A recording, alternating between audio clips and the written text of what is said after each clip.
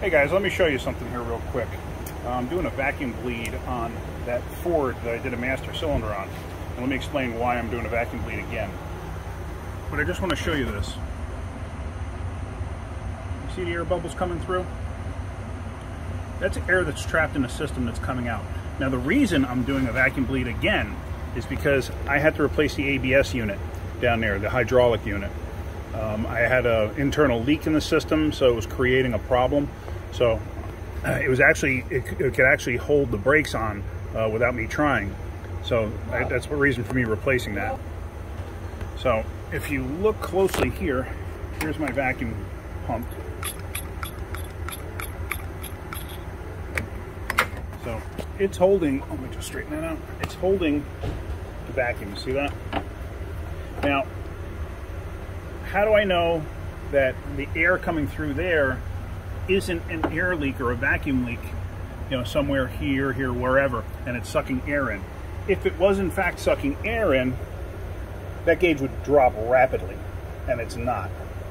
You know, it's dropping slowly, and that's only because air is coming out of the system. And I mean, when I say slowly, that's slowly. Like I said, if it was an actual vacuum leak, you'd have to pump that gauge up, or pump the thing up, you know, within probably 30 seconds, 15 seconds, something like that. So there it is working. It's doing what it's supposed to. So I'm going to let that go for a while. And actually what I'm going to do, let me do this. I'm going to take this. This is the release. I'm going to slowly release pressure on it. Now watch this.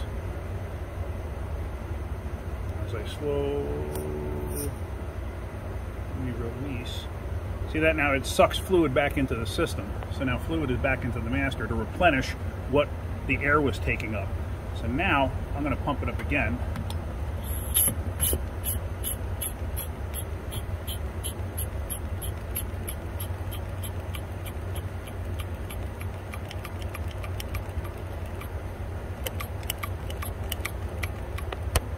And sometimes you can actually see air bubbles hit inside. You'll actually see them pop up inside and hit here, you know, and that's coming from this line here. The other one I can't see because it's directly below the cap. But from this end, I could actually see them hitting inside there.